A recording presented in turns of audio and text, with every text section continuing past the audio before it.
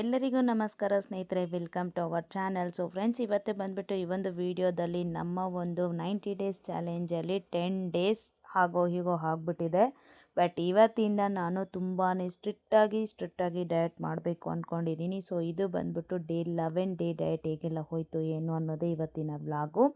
So ಇಂದಿನ ರಾತ್ರಿನೇ chia seeds ಫುಡ್ಡಿಂಗೋಸ್ಕರ ಎಲ್ಲನೂ ನೆನೆಸಿಟ್ಕೊಂಡಿದ್ದೀನಿ. ನಿಮಗೆ ತುಂಬ ವೀಡಿಯೋಸಲ್ಲೂ ತೋರಿಸಿದ್ದೀನಿ. ಏನೆಲ್ಲ ಡ್ರೈ ಫ್ರೂಟ್ಸ್ ಇದೆಯೋ ಅದೆಲ್ಲನೂ, ಓಟ್ಸು ಮತ್ತು ಚಿಯಾ ಸೀಡ್ಸು, ಖರ್ಜೂರ, ಅಂಜೂರ, ಇದು ಕುಂಬಳಕಾಯಿ ಬೀಜ, ಅದಾದಮೇಲೆ sunflower seeds, water Milan seeds, ಅದಾದಮೇಲೆ ಗೋಡಂಬಿ, ಬಾದಾಮಿ, ಪಿಸ್ತಾ ಇದ್ದರೆ ಪಿಸ್ತಾ ಹಾಕ್ಕೋಬೋದು. ಅದಾದಮೇಲೆ ಇದಪ್ಪ ಏನದು ಕಪ್ಪು ದ್ರಾಕ್ಷಿ, ಒಣ ದ್ರಾಕ್ಷಿ, ಗೋಡಂಬಿ, ಏನು ಬೇಕೋ ಎಲ್ಲ ಥರದ ಡ್ರೈ ಫ್ರೂಟ್ಸು, ನಟ್ಸು, ಸೀಡ್ಸು ಹಾಕ್ಕೊಂಡು ಈ ಥರ ನೈಟೇ ಓಟ್ಸ್ ಒಂದು 2 ಟೇಬಲ್ ಸ್ಪೂನಷ್ಟು, ಇಲ್ಲಾಂದರೆ 1 ಇಡಿಯಷ್ಟು ಹಾಕ್ಕೊಂಡು ಚಿಯಾ ಸೀಡ್ಸು 1 ಟೇಬಲ್ ಸ್ಪೂನಷ್ಟು ಹಾಕಿ ನೆನೆಸಿಟ್ಬಿಟ್ಟು ಬೆಳಗ್ಗೆ ಎದ್ದು ಕುಡಿಯೋದು.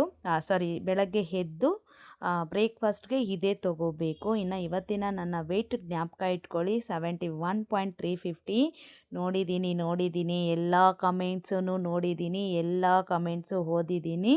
ಇದು ಜ್ಞಾಪಕ ಇಟ್ಕೊಳ್ಳಿ. ಇದು ನಾನು ಚಾಲೆಂಜ್ ಹಂಗೆ ತೊಗೊಳ್ತಾ ಇರೋದು.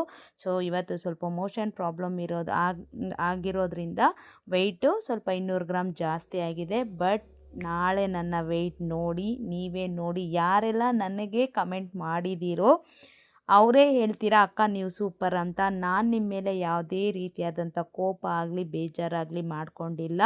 ಎಲ್ಲೋ ಒಂದು ಕಡೆ ನನ್ನ ಮೇಲೆ ನನಗೇನೆ ತುಂಬ ಬೇಜಾರಾಗಿದೆ. ಬಟ್ ಇದನ್ನು ಹೀಗೆ ಅಂತೂ ಬಿಡಲ್ಲ ಸ್ನೇಹಿತರೆ.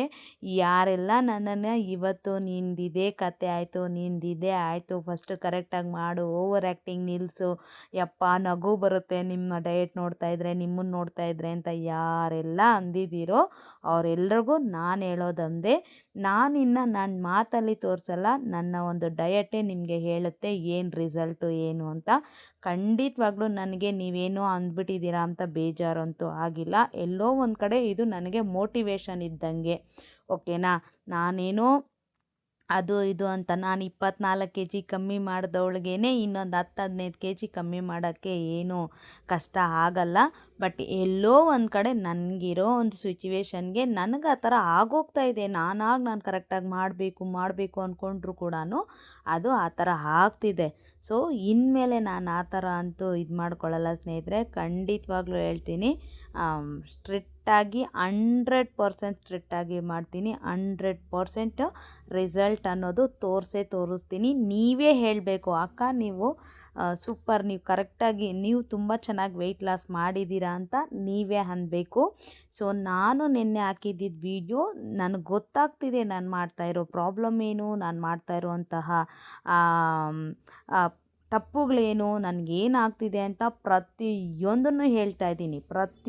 ಪ್ರತಿಯೊಂದು ನಾನೇನೋ ಮಚ್ಚು ಮರೆ ಮಾಡಿಕೊಂಡು ಅಯ್ಯೋ ನಾನು ಮಾಡಿದ್ದೆ ಆದರೂ ನನಗೆ ವೆಯ್ಟ್ ಲಾಸ್ ಆಗಿಲ್ಲ ಅಂತ ಮಾತ್ರ ನಾನು ಹೇಳಿಲ್ಲ ಸ್ನೇಹಿತರೆ.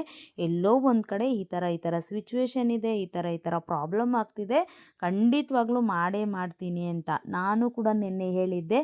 ನನಗೇನು ದಿನ ಅಂದರೆ 1 ವರ್ಷದಿಂದನೂ, ಇನ್ನೇನು ಅದೋ ಇದು ಅಂದರೆ 1 ವರ್ಷದಿಂದನೂ ನಾನು ಇದು ಒಂದೇ ವೆಯ್ಟು 70, 71, 69 ಈ 3 kgಯಲ್ಲೇ ಇದ್ದೀನಿ. ನನಗೂ ಕೂಡ ನಾಚಿಕೆ ಆಗ್ತಾಯಿದೆ, ಈ ವೆಯ್ಟು ನಾನು ಇರಬಾರ್ದು ಅಂತಲೇ ನಾನು ಹೇಳಿದ್ದೆ.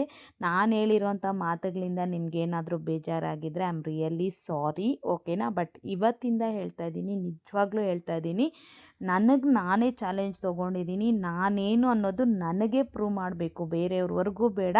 ನಾನೇನು ಅನ್ನೋದು ಇನ್ನು ತುಂಬ ಬೇಜಾರಾಗಿದ್ದೇನು ಅಂತಂದರೆ, ನೀವು ನನ್ನ ಒಳ್ಳೆಯದಕ್ಕೆ ಹೇಳಿರ್ತೀರ, ಇಲ್ಲ ಅಂದಿಲ್ಲ. ಬಟ್ ಎಲ್ಲೋ ಒಂದು ಕಡೆ ಅದು ನನಗೆ ತುಂಬ ಹರ್ಟ್ ಆಯಿತು. ಅಯ್ಯೋ ನಾನು ಮಾಡಿರೋದು ಹಾಗೆ ಇದೆ ಬಿಡು, ಅವ್ರು ಅಂದಿರೋದು ಅಕ್ಕ ನಿಮ್ಗೆ ಏನಕ್ಕೆ, ಸುಮ್ಮನೆ ಆರಾಮಾಗಿ ಇದ್ಬಿಡಿ, ಯೂಟ್ಯೂಬ್ ಚಾನಲೆಲ್ಲ ಯಾಕೆ ಅನ್ನೋ ಥರ ಎಲ್ಲ ಹೇಳಿದ್ದೀರ. ಆರಾಮಾಗಿ ಇದ್ಬಿಡಿ, ನಿಮ್ಮ ಪ್ರಾಬ್ಲಮ್ ನಿಮಗೆ, ನಿಮ್ಮ ಪರ್ಸ್ನಲ್ ಲೈಫ್ ನಿಮಗೆ.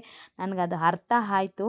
ಎಲ್ಲೋ ಒಂದು ಕಡೆ ಅದು ಹರ್ಟ್ ಆಯಿತು. ಅಯ್ಯೋ ಏನೋ ನನ್ನಂಥ ಮಿಡಿಲ್ ಕ್ಲಾಸ್ ಅವರು ಎಲ್ಲೋ ಒಂದು ಕಡೆ ಏನೋ ₹1 ₹2 ಇದು ಮಾಡ್ಕೊಳ್ಳೋಣ, ಹಾಗೆ ನಂತರ ಇರೋ ಅಷ್ಟೊಂದು ಜನಕ್ಕೆ ಎಲ್ಲೋ ಒಂದು ಸ್ವಲ್ಪ ನನ್ನಿಂದ ಮೋಟಿವೇಶನ್ ಸಿಗುತ್ತೆ ಅಂತ ನಾನು ಈ ಪ್ಲಾಟ್ಫಾರ್ಮ್ನ ಆಯ್ಕೆ ಮಾಡ್ಕೊಂಡಿದ್ದೆ. ಬಟ್ ಎಲ್ಲೋ ಒಂದು ಕಡೆ ಈ ಥರದ್ದೆಲ್ಲ ಮೆಸೇಜ್ ಬಂದಾಗ ಐ ಆಮ್ ಸೋ ಹರ್ಟ್. ಅಂದರೆ ಆ ಬೇಜಾರು ಅಂತಂದರೆ ನಾನು ಇನ್ನೂ ಏನೂ ಮಾಡಿಲ್ಲ, ನಾನು ಮಾಡ್ದಿರ ಇರೋದಕ್ಕೆ ತಾನೇ ಈ ಥರ ಎಲ್ಲ ಬಂದಿರೋದು. ಇನ್ಮೇಲೆ ಆ ಥರ ಆಗಬಾರ್ದು. ನಾನು ಏನೇ ಆಗಲಿ ನಾನೇನು ನನ್ನ ವೆಯ್ಟ್ ಲಾಸ್ ಜರ್ನಿ ಏನು ಅನ್ನೋದನ್ನು ನಾನು ಪ್ರೂವ್ ಮಾಡಲೇಬೇಕು, ನಾನು ಮಾಡೇ ಮಾಡ್ತೀನಿ ಅನ್ನೋದು ನನಗೂ ಕಾನ್ಫಿಡೆಂಟ್ ಬಂದಿದೆ. ಥ್ಯಾಂಕ್ ಯು ಸೋ ಮಚ್ ಯಾರೆಲ್ಲ ಕಮೆಂಟ್ ಮಾಡಿದ್ದೀರೋ ಅವ್ರಿಗೆಲ್ರಿಗೂ.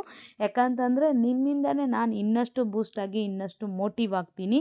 ಒಳ್ಳೆ ಮೆಸೇಜಸ್ ಕೂಡ ಹಾಕಿರ್ತೀರ ಅಲ್ವಾ, ಅದರಿಂದ ಕೂಡ ನಾನು ಎಲ್ಲೋ ಒಂದು ಕಡೆ ಸುಮಾರು ಸಲ ಸ್ಟಾಪ್ ಮಾಡಿಬಿಡೋಣ ಅಂದ್ಕೊಂಡಿರ್ತೀನಿ. ಎಲ್ಲೋ ಒಂದು ಕಡೆ ನೀವು ಹಾಕೋ ಒಳ್ಳೆ ಕಮೆಂಟ್ಗಳಿಂದ ಕೂಡ ಅಯ್ಯೋ ಈ ಥರ ಆಗಬಾರ್ದು ಅನ್ನೋ ಥರನೇ ನಾನು ಇದು ಮಾಡ್ತಾ ಇರ್ತೀನಿ. ನಾನು ಈ ಒಂದು ವಿಷಯದ ಬಗ್ಗೆ ಹೇಳಿತಾ ಡಯಟ್ ಎಲ್ಲ ಏನು ಮಾಡಿದೆ ಏನು ಅನ್ನೋದು ಹೇಳೋದು ಮರ್ತೋದೆ ಸ್ನೇಹಿತರೆ. ಬೆಳಗ್ಗೆ ಎದ್ದಿದ ತಕ್ಷಣವೇ ಗ್ರೀನ್ ಟೀಯಿಂದನೇ ಇವತ್ತು ನನ್ನ ಒಂದು ಡೇನ ಸ್ಟಾರ್ಟ್ ಮಾಡಿದ್ದೀನಿ. ಇನ್ನು ನಮ್ಮ ಒಂದು ಡಯಟಲ್ಲಿ ಡೈಲಿ 2 ಸಲ ಗ್ರೀನ್ ಟೀ ತೊಗೋಬೇಕು ಅಂತ ಫಿಕ್ಸ್ ಆಗಿದ್ದೀನಿ. ಡೈಲಿ 2 ಟೈಮ್ಸು ಗ್ರೀನ್ ಟೀ ತೊಗೊತೀನಿ. ಅದು ಬೆಳಗ್ಗೆ ಖಾಲಿ ಹೊಟ್ಟೆಲಿ ಒಂದು ಸಲ ತೊಗೊಂಡಿದ್ದೀನಿ ಇವತ್ತು. ಇದು ಡೈಲಿ ಹಂಗೆ ಇರುತ್ತಾ ಅಂದರೆ ಇರಲ್ಲ, ಸಮ್ ಚೇಂಜಸ್ ಆಗುತ್ತೆ. ದಿನ ಒಂದೊಂದು ಥರನೂ ಇರಬಹುದು. ನೀವು ಡೈಲಿ ಫಾಲೋ ಮಾಡಿದ್ರೆ ಗೊತ್ತಾಗುತ್ತೆ ವೀಡಿಯೋಸು, ಓಕೆನಾ.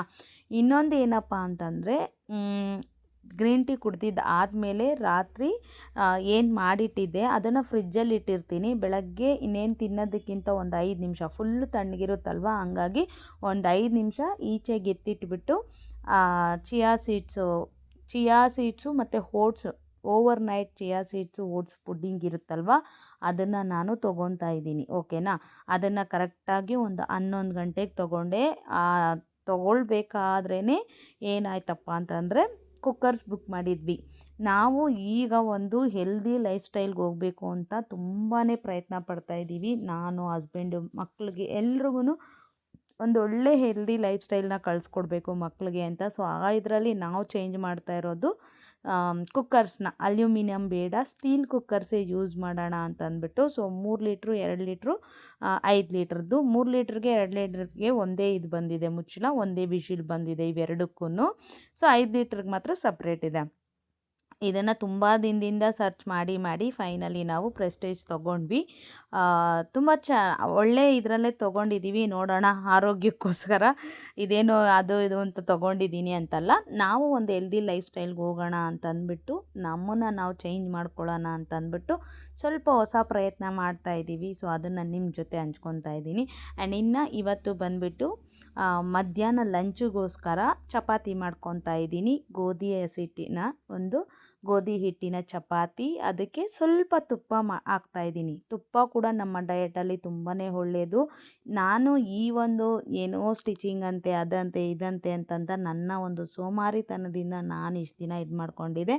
ನಾನು ಪದೇ ಹೇಳ್ತೀನಿ ಅಂತ ಬೈಕೋಬಿಡಿ ಸ್ನೇಹಿತರೆ, ಯಾರಿಗಾದರೂ ಅಷ್ಟೇ.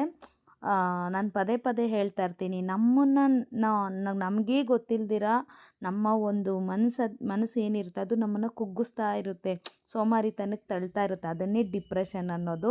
ಸೊ ಅದರಿಂದ ಸ್ವಲ್ಪ ಆಚೆಗೆ ಬರ್ತಾ ಸ್ವಲ್ಪ ನಮ್ಮನ್ನು ನಾವು ಚೇಂಜ್ ಮಾಡ್ಕೊತಾ ಹೋಗಿದ್ದೀನಿ. ನಾನು ಇನ್ಮೇಲಂತೂ ನಿಜವಾಗ್ಲೂ ಎಕ್ಸ್ಕ್ಯೂಸೇ ಕೊಡಲ್ಲ ನನ್ನ ಡಯಟಲ್ಲಿ. ನನಗೆ ನಾನೇ ಚಾಲೆಂಜ್ ತೊಗೊಂಡಿದ್ದೀನಿ. ಏನೇ ಆಗಲಿ ಮಾಡೇ ಮಾಡ್ತೀನಿ.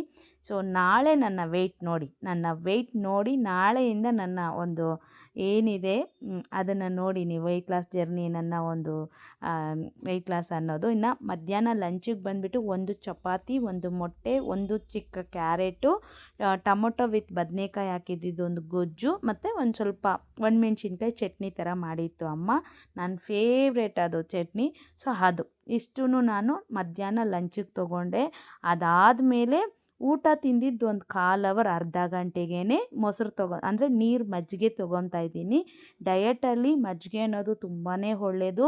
ಮಜ್ಜಿಗೆ ಕುಡಿಯೋಕ್ಕಾಗಲ್ಲ ಅಂದರೆ 1 ಕಪ್ಪಷ್ಟು ಮೊಸರು ಕೂಡ ನೀವು ಊಟದ ಜೊತೆನೇ ಇನ್ಕ್ಲೂಡ್ ಮಾಡ್ಕೋಬೋದು. ಅದು ಕೂಡ ತುಂಬ ಒಳ್ಳೆಯದು, ಪ್ರೋಬಯೋಟಿಕ್ ಇರುತ್ತೆ ಮೊಸರು. ನಮ್ಮ ಒಂದು ಅದರಲ್ಲೂ ಕೂಡ ಪ್ರೋಟೀನ್ ಇರುತ್ತೆ. ಸೊ ಹಾಗಾಗಿನೇ ಮೊಸರು ಕೂಡ ತುಂಬಾ ಒಳ್ಳೆಯದು. ಇದು ಬೆಳಗ್ಗೆನೇ ಮಾಡಿರ್ತಾಯಿದ್ದೀನಿ. ಯಾಕಂತಂದರೆ ಡೈಲಿ ನಾನು ನನ್ನ ಹಸ್ಬೆಂಡ್ಗೂ ಕೂಡ ನೀರು ಮಜ್ಜಿಗೆ ಮಾಡಿ ಕಳಿಸ್ತೀನಿ. ಒಂದೊಂದು ದಿವಸ ಮೊಸರು, ಅವರು ಡಿಫ್ರೆಂಟಾಗಿ ತೊಗೊಂಡು ಹೋಗ್ತಾ ಇರ್ತಾರೆ. ಒಂದು ದಿವಸ ಮೊಸರಿಗೆ ಸಕ್ಕರೆ ಹಾಕ್ಕೊಂಡು ತೊಗೊತ ಹೋಗ್ತಾರೆ. ಒಂದು ದಿವಸ ಏನು ಮಾಡ್ತಾರೆ, ಚಿಯಾ ಸೀಡ್ಸು ಮತ್ತು ಮೊಸರು ತೊಗೊಂಡು ಹೋಗ್ತಾರೆ. ಒಂದು ದಿವಸ ಬೆಲ್ಲ ಮೊಸರು ತೊಗೊಂಡು ಹೋಗ್ತಾರೆ. ಇನ್ನೊಂದು ದಿವಸ ಮಜ್ಜಿಗೆ ಮಾಡಿಬಿಟ್ಟು ಅದಕ್ಕೆ ಫ್ಲಾಕ್ ಸೀಡ್ಸ್ ಪೌಡ್ರ್ ಹಾಕಿ ಕಳಿಸ್ತೀನಿ. ಇನ್ನೊಂದು ದಿವಸ ಈ ಥರ ಶುಂಠಿ ಬೆಳ್ಳುಳ್ಳಿ ಪೇಸ್ಟು ಸ್ವಲ್ಪ ಹಾಕಿಬಿಟ್ಟು ನೀರು ಮಜ್ಜಿಗೆ ಮಾಡಿಬಿಟ್ಟು ಅದನ್ನು ಕಳಿಸ್ತಾ ಇರ್ತೀನಿ. ಡಿಫ್ರೆಂಟಾಗಿ ತೊಗೊಂಡು ಹೋಗ್ತಾ ಇರ್ತಾರೆ. ಅವ್ರಿಗೂ ಒಂದು ಡಿಫ್ರೆಂಟ್ ಚೇಂಜ್ ಇರಲಿ ಅಂದ್ಬಿಟ್ಟು ಅವ್ರ ಬಾಕ್ಸ್ಗೆ ಅಂದರೆ ಅವ್ರಿಗೆ ಕೊಟ್ಟು ಕಳಿಸ್ತಾ ಇದ್ದೀನಿ. ಬೇರೆದ್ರಲ್ಲಿ ಯಾವುದ್ರಲ್ಲಾದರೂ ಹಾಕಿದ್ರೆ ಲೀಕ್ ಆಗಿಬಿಡುತ್ತೆ ಸ್ನೇಹಿತರೆ. ಸೊ ಹಾಗಾಗಿನೇ ಈ ಥರದ್ದೊಂದು ಡಬ್ಬದಲ್ಲಿ ಹಾಕಿ ಕಳಿಸ್ತೀನಿ. ಇನ್ನು ಇದನ್ನು ನಾನು ಎತ್ತಿಟ್ಕೊಂಡು ಕರೆಕ್ಟಾಗಿ ಒಂದು 3:30 ಆ ಟೈಮ್ಗೆ ನಾನು 1 ಲೋಟ ಅಷ್ಟು ಮಜ್ಜಿಗೆ ತೊಗೊಂಡಿದ್ದೀನಿ. ತುಂಬ ಸೂಪರಾಗೋಯ್ತು ಸ್ನೇಹಿತರೆ ಡಯಟ್ ಅಂತೂ ಇವತ್ತು. ನಾನು ನಿಜ ನೆನ್ನೆನೇ ಡಿಸೈಡ್ ಆಗಿದ್ದೆ, ಈ ಕಮೆಂಟ್ಸ್ ನೋಡಿ ಏನೋ ಚೇಂಜ್ ಆಗಿಬಿಟ್ಟಿದ್ದೀನಿ ಆ ಥರ ಅಲ್ಲ ಸ್ನೇಹಿತರೆ. ನಾನು ಪ್ರಾಪರಾಗಿ ಹಿಂಗೆ ಮಾಡಬೇಕು ಅಂತ ನಾನು ನೆನ್ನೆನೇ ಪ್ಲಾನ್ ಮಾಡಿಕೊಂಡು ಎಲ್ಲದಕ್ಕೂ ಇದು ಮಾಡಿದ್ದೆ. ಇನ್ನು ಇದಾದಮೇಲೆ ಕರೆಕ್ಟಾಗಿ ಒಂದು 5 ಗಂಟೆಗೆ ನಾನು ಮತ್ತೆ ಲೀವ್ಸ್ ಗ್ರೀನ್ ಟೀ ತೊಗೊತಾ ಇದ್ದೀನಿ. ಬೆಳಗ್ಗೆ ನೋಡಿದ್ದು ನೀವು ಡಿಪ್ ಮಾಡೋ ಅಂಥದ್ದು ಪ್ಯಾಕೆಟ್ ಗ್ರೀನ್ ಟೀ, ಅದು ಡಯಟ್ಗೆ ಅಂತಲೇ ನಾನು 2 ಡೇಸ್ ಮುಂಚೆನೇ ತರಿಸಿಟ್ಕೊಂಡಿದ್ದೆ. ಸೊ ಇವತ್ತಿಂದ ಸ್ಟಾರ್ಟ್ ಮಾಡೋಣ ಅಂತ ಅಂದ್ಬಿಟ್ಟು ಮಾಡಿದ್ದೀನಿ. ಇದು ತುಂಬ ದಿನದ ಹಿಂದೆದು ಗ್ರೀನ್ ಟೀ ಲೀಫು. ಇದು ಹಿಂಗಿರುತ್ತಲ್ಲ, ನೀರಿಗೆ ಹಾಕಿದ ತಕ್ಷಣವೇ ಫುಲ್ಲು ಎಲೆಗಳು ಹೆಂಗಿರುತ್ತೋ ಹಂಗೆ ಇದಾಗ್ಬಿಡುತ್ತೆ. ಸೊ ಇದನ್ನು ಜಸ್ಟ್ ಬಿಸಿ ನೀರಿಗೆ ಹಾಕ್ಬಿಟ್ಟು ಹಾಗೆ ಮುಚ್ಚಿಟ್ಬಿಡಬೇಕು. ಇದರ ಅದೇ ಸ್ವಲ್ಪ ಕಹಿ ಇರುತ್ತೆ, ಇದು ಹಂಗೆ ಕುಡಿಯೋಕ್ಕಾಗಿಲ್ಲ ಅಂದರೆ ಒಂದು ಸ್ವಲ್ಪ ಲೆಮನ್ ಡ್ರಾಪ್ಸ್ ಹಾಕ್ಕೋಬೋದು. ಒಂದು ಸ್ವಲ್ಪ ಸಕ್ಕರೆನೋ ಇಲ್ಲಾಂದರೆ ಬೆಲ್ಲನೋ ಆ್ಯಡ್ ಮಾಡಿಕೊಂಡು ಕುಡಿಬೋದು. ನನಗೆ ಆ ಥರ ಇಷ್ಟ ಆಗಲ್ಲ. ಸೊ ಇಲ್ಲಿ ಬಂದುಬಿಟ್ಟು ನೈಟ್ ಡಿನ್ನರ್ಗೆ ಬಾರ್ಲಿ ಗಂಜಿ ಮಾಡೋಣ ಅಂತ ಅಂದ್ಬಿಟ್ಟು ಬಾರ್ಲಿ ಅಕ್ಕಿ ಏನಿದೆ ಸೊ ಅದನ್ನು ಲೈಟಾಗಿ ಬಿಸಿ ಮಾಡ್ತಾಯಿದ್ದೀನಿ, ಅಂದರೆ ಲೈಟಾಗಿ ಹುರ್ಕೊತಾ ಇದ್ದೀನಿ. ಹುರಿದುಬಿಟ್ಟು ಎತ್ತಿಡ್ತಾ ಇದ್ದೀನಿ ಸ್ವಲ್ಪ ಗಾಳಿಗೆ ಹಾರಲಿ ಅಂತ ಅಂದ್ಬಿಟ್ಟು. ಅಂದರೆ 6 ಗಂಟೆ 6:30 ಅಷ್ಟರೊಳಗೆ ಡಿನ್ನರ್ ತೊಗೊತೀನಲ್ವಾ. ಸೊ ಹಾಗಾಗಿನೇ ಅದನ್ನು ಹುರಿದಿಟ್ಬಿಟ್ರೆ ತಣ್ಣಗೆ ಆರಿದ್ಮೇಲೆ ಪೌಡ್ರ್ ಚೆನ್ನಾಗಾಗುತ್ತೆ ಅಂತ. ನಾ ಗ್ರೀನ್ ಟೀ ನೋಡಿ ಆ ಥರ ಎಷ್ಟು ಒಂದು 10 ನಿಮಿಷ ಇಟ್ಟಿದ್ದೆ, ಕಲರ್ ನೋಡಿ ಎಷ್ಟು ಚೆನ್ನಾಗಿ ಚೇಂಜ್ ಆಗಿಬಿಟ್ಟಿದೆ. ಸೊ ನನಗೆ ಲೀಫ್ದು ಸ್ವಲ್ಪ ತುಂಬಾ ಕಹಿ ಅನಿಸುತ್ತೆ. ಸೊ ಅದಕ್ಕೆ ನಾನೇನು ಮಾಡ್ತೀನಿ ಅಂತಂದರೆ ಸ್ವಲ್ಪ ಲೆಮನ್ ಹಿಂಡ್ಬಿಟ್ಟು ತೊಗೊತೀನಿ, ಸ್ವಲ್ಪ ಹುಳಿಯಾಗಿ. ಇನ್ನು ಇದಕ್ಕೆ ಮಿಂಟ್ ಅಂದರೆ ಪುದೀನ ಎಲೆಗಳನ್ನೂ ಕೂಡ ನೀವು ಮುಚ್ಚಿಕ್ತೀರಲ್ವ, ಒಂದೇ ಸಮಕ್ಕೆ ಮಾತಾಡಿದ್ದಕ್ಕೆ ನೆತ್ತಿಗೆ ಏರ್ತಾಯಿದೆ, ಮುಚ್ಚಿಕ್ತೀನಲ್ವಾ. ಸೊ ಆವಾಗಲೇ ಒಂದು 2 ಕೊತ್ತಂಬರಿದು ಇಲ್ಲಾಂದರೆ 1-2 ಪುದೀನ ಲೀವ್ಸ್ ಹಾಕ್ಬಿಟ್ರೆ ಆ ಫ್ಲೇವರ್ ಅನ್ನೋದು ಅದರಲ್ಲಿ ಹಾಗೆ ಇರುತ್ತೆ. ಆವಾಗಲೂ ಕೂಡ ಇನ್ನೂ ತುಂಬ ಚೆನ್ನಾಗಿರುತ್ತೆ. ಓಕೆನಾ. ಸೊ ನಾನಿಲ್ಲಿ ಲೆಮನ್ ಹಿಂಡ್ಕೊಂಡು ಒಂದು 5 ಗಂಟೆಗೆ ತೊಗೊತಿದ್ದೀನಿ. ಅದಾದಮೇಲೆ ಒಂದು 6:30-7 ಗಂಟೆ ಅಷ್ಟರೊಳಗಡೆ ಸ್ವಲ್ಪ ಕಸ್ಟಮರ್ ಬಂದಿದ್ದರಿಂದ ಒಂದು ಸ್ವಲ್ಪ ಲೇಟ್ ಆಯಿತು. ಕರೆಕ್ಟಾಗಿ 6 ಗಂಟೆಗೆ ತೊಗೋಬೇಕು ಅಂದ್ಕೊಂಡಿದ್ದೆ, ಸ್ವಲ್ಪ ಆ ಕಡೆ ಈ ಕಡೆ ಆಯಿತು. ಒಂದು 7 ಅಷ್ಟರೊಳಗಡೆ ತೊಗೊಂಡಿದ್ದೀನಿ ಏನು ಬಾರ್ಲಿ ಗಂಜಿನ. ಸೊ ಬಾರ್ಲಿ ಗಂಜಿ ಜೊತೆಗೆ ನಾನು ಇವತ್ತು ಹೊಸ ಕುಕ್ಕರಲ್ಲಿ ಏನಾದರೂ ಮಾಡಲೇಬೇಕು ಅಂತ ಅಂದ್ಬಿಟ್ಟು 2 ಲೀಟರ್ಸ್ ಕುಕ್ಕರಲ್ಲಿ ಕಡಲೆ ಕಾಳಿತ್ತು, ಅದನ್ನು ತುಂಬ ದಿನದಿಂದ ಡಬ್ಬದಲ್ಲಿ ಹಾಕಿಟ್ಟಿದ್ದೆ. ಅದು ಮೊಳಕೆ ಬಂದಿತ್ತು. ಮೊಳಕೆ ಬಂದಿರೋದು ಇನ್ನೂ ಒಳ್ಳೇದಲ್ವಾ. ಸೊ ಹಾಗಾಗಿನೇ ಅದನ್ನು ಬೇಯಿಸಿ ಸ್ವಲ್ಪ ಜಸ್ಟ್ ಎಣ್ಣೆ ಹಾಕಿಬಿಟ್ಟು ಒಂಚೂರು ಅದಕ್ಕೆ ಉಪ್ಪು ಖಾರ ಹಾಕ್ಬಿಟ್ಟು ಚೆನ್ನಾಗಿ ಇದನ್ನು ಒಗ್ಗರಣೆ ಹಾಕಿ ಇಟ್ಟಿದ್ದೀನಿ. ಇನ್ನು ಬಾರ್ಲಿ ಗಂಜಿ ಹೆಂಗಪ್ಪ ಅಂತಂದರೆ ಆ ಹುರಿದಿರೋದನ್ನು ಪೌಡ್ರ್ ಮಾಡಿ ಇಟ್ಕೋಬೇಕು. ಆ ಪೌಡ್ರನ್ನ ಒಂದು ಸ್ವಲ್ಪ ತಣ್ಣೀರಲ್ಲಿ 1 ಟೇಬಲ್ ಸ್ಪೂನು 1.5 ಟೇಬಲ್ ಸ್ಪೂನು ಹಾಕ್ಬಿಟ್ಟು ಚೆನ್ನಾಗಿ ಉಂಡೆಗಳಿಲ್ದಿರ ಇದು ಕಲಸಿಟ್ಕೋಬೇಕು. ಬಿಸಿನೀರನ್ನು ಕಾಯಿಸ್ಕೋಬೇಕು. 1 ಲೀಟ್ರೋ ಇಲ್ಲ 1 ಲೀಟ್ರ್ ಅಂತೀನಿ, 1 ಗ್ಲಾಸೋ ಇಲ್ಲಾಂತಂದರೆ 1.25 ಗ್ಲಾಸು ನೀರು ಇಟ್ಕೊಂಡು ಕುದ್ದಾದಮೇಲೆ ಸೊ ಈ ಥರ ಒಂದು ಪೌಡ್ರನ್ನ ಹಾಕ್ಬಿಟ್ಟು ಒಂದು ಲಮ್ಸ್ ಇಲ್ದಿರ ನೀಟಾಗಿ ಕಲಿಸ್ಕೋಬೇಕು. ಸೊ ಅದು ಒಂದು ಗಂಜಿ ಥರ ಆಗುತ್ತೆ. ಇಷ್ಟೇ. ನಿಮ್ಗೆ ಇದರಲ್ಲೇ ನೀವು ಸೂಪ್ ಕೂಡ ಮಾಡ್ಕೋಬೋದು. ಸೇಮ್ ಇದೇ ರೀತಿಯೇ ಇದಕ್ಕೆ ನಾನು ತೋರಿಸ್ತೀನಿ, ನೆಕ್ಸ್ಟ್ ಬರೋವಂಥ ವ್ಲಾಗ್ಸಲ್ಲಿ ತೋರಿಸ್ತೀನಿ. ಬಾರ್ಲಿ ಅಕ್ಕಿ ಬಾರ್ಲಿ ಗಂಜಿ, ಬಾರ್ಲಿ ಸೂಪ್ ಕೂಡ ಮಾಡ್ಕೋಬೋದು. ವೆಜಿಟೇಬಲ್ಸ್ ಎಲ್ಲ ಸ್ವಲ್ಪ ಸಣ್ಣ ಪುಟ್ಟ ಕಟ್ ಮಾಡಿಬಿಟ್ಟು ಹಾಕ್ಬಿಟ್ಟು ಬೇಯಿಸ್ಕೊಬಿಟ್ಟು ಇದರೊಳಗಡೆ ಬೇಯಿಸ್ಕೊಬಿಟ್ಟು ಒಂದು ಸ್ವಲ್ಪ ಪೆಪ್ಪರು ಉಪ್ಪು ಗಾರ್ಲಿಕ್ಕು ಸ್ವಲ್ಪ ಸಣ್ಣದಾಗಿ ಶುಂಠಿ ಸಣ್ಣದಾಗಿ ಹೆಚ್ಚಿಬಿಟ್ಟು ಎಲ್ಲನೂ ಹಾಕಿದ್ರೆ ಅದು ಸೂಪ್ ಆಗುತ್ತೆ, ತುಂಬ ಚೆನ್ನಾಗಿರುತ್ತೆ. ನೆಕ್ಸ್ಟ್ ಬರೋವಂಥ ವ್ಲಾಗಲ್ಲಿ ಯಾವಾಗಾದರೂ ತೋರಿಸ್ತೀನಿ. ಸೊ ಇದು ನಾನು ಹೇಳಿಲ್ವಾ. ಸೊ ಗಂಜಿ ಅಂತೂ ರೆಡಿ ಆಯಿತು. ಅದರ ಜೊತೆಗೆ ನಾನು ಒಂದು ಸ್ವಲ್ಪ ತುಂಬ ನೀರಾಯಿತು ಅಂದ್ಬಿಟ್ಟು ಸ್ವಲ್ಪ ರಾಗಿ ಹಿಟ್ಟನ್ನ ಹಾಕಿ ಆಮೇಲೆ ಮಿಕ್ಸ್ ಮಾಡಿದೆ. ಸೊ ಇದು ಬಾರ್ಲಿ ಗಂಜಿ.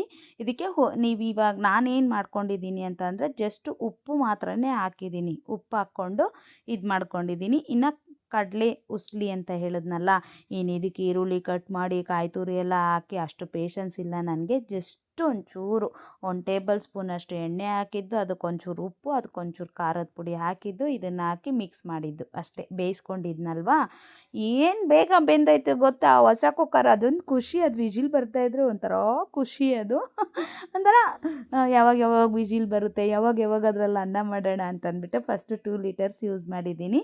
ಇನ್ನು ನೆಕ್ಸ್ಟ್ ನೋಡ್ಕೊಳ್ಳೋಣ ಅಂತ ಸುಮ್ಮನೆ ಇದ್ದೀನಿ. ಬಟ್ ಸೂಪರಾಗಿದೆ ಮಾತ್ರ, ತುಂಬ ಇಷ್ಟ ಆಯಿತು ನನಗೆ. ಕ್ಯೂಟಾಗಿದೆ 2 ಕುಕ್ಕರು. ಮುಂದೆ ಬರೋವಂಥ ವ್ಲಾಗ್ಸಲ್ಲೆಲ್ಲ ಅದರಲ್ಲೇ ಇನ್ನು ಅಡುಗೆಗಳು ಮಾಡೋದು. ಏನೋ ಒಂದು ಮನೆಗೆ ಒಂದು ಹೊಸ ವಸ್ತು ಬಂದರೆ ಯಾರಿಗಾದರೂ ಅಷ್ಟೇ ಅಲ್ವಾ. ಇನ್ನು ನೈಟ್ ಡಿನ್ನರ್ ಇಷ್ಟೇ ಸ್ನೇಹಿತರೆ. ಕರೆಕ್ಟಾಗಿ 7 ಗಂಟೆ ಅಷ್ಟರೊಳಗಡೆ ತೊಗೊಂಡಿದ್ದೀನಿ. ತೇಜು ಮಗೆ 2-3 ಡೇಸಿಂದ ಕ್ರಿಸ್ಮಸ್ದು ಏನಾದರೂ ಒಂದು ಇದು ಕ್ರಾಫ್ಟ್ ಮಾಡ್ಕೊಬನ್ನಿ, ಟ್ರೀ ಥರನೋ ಇಲ್ಲ ಸ್ಯಾಂಟಾ ಥರನೋ ಏನಾದರೂ ಒಂದು ಮಾಡ್ಕೊಬನ್ನಿ ಅಂತ ಇದನ್ನು ಕೂತ್ಕೊಂಡೆ ಒಂದು 3/4 ಅವರ್ ಆಗೋಯ್ತು. ಟೈಮೇ ಆಗೋಗಿದ್ದು ಗೊತ್ತಾಗಿಲ್ಲ. ಸೊ ಇದನ್ನು ಮಾಡಿದ್ದೀನಿ. ಕ್ಯೂಟಾಗಿ ಚಿಕ್ಕದಾಗಿ ಚೆನ್ನಾಗಿದೆ ಅಲ್ಲ. ಏನೋ ನನಗೆ ಬಂದಂಗೆ ನಾನು ಮಾಡಿಕೊಟ್ಟಿದ್ದೀನಿ. ಕೆಲವೊಂದು ಕ್ರಾಫ್ಟ್ಸ್ ಅಂತೂ ನಾನು ತುಂಬಾ ಚೆನ್ನಾಗಿ ಮಾಡ್ತೀನಿ. ಪರವಾಗಿಲ್ಲ, ಓಕೆ, ಚೆನ್ನಾಗೇ ಮಾಡಿದ್ದೀನಿ ಕ್ರಿಸ್ಮಸ್ ಟ್ರೀನ. ಸೊ ಡೇ ಅಂತೂ ಈ ಥರ ಇತ್ತು ಸ್ನೇಹಿತರೆ. ತೇಜು ನೋಡಿ ನಾನು ಕ್ರಾಫ್ಟ್ ಮಾಡಿದ್ರೆ ಮೇಡಮ್ ಆರಾಮಾಗಿ ಕೂತ್ಕೊಂಡು ಟಿ ವಿ ನೋಡ್ತಾ ಇದ್ದಾರೆ. ಸೊ ನಾನು ಮಾಡಿಕೊಟ್ರೆ ಅವ್ರು ಎತ್ಕೊಂಡೋಗಿ ಹೆಸರು ತೊಗೊಳ್ಳೋದಷ್ಟೇ. ಸೊ ಇದಾಗಿತ್ತು ಇವತ್ತಿನ ವ್ಲಾಗು. ನಾಳೆ ಇನ್ನೊಂದು ಸೂಪರ್ ವ್ಲಾಗ್ ಜೊತೆ ಬರ್ತೀನಿ. ಬಾಯ್.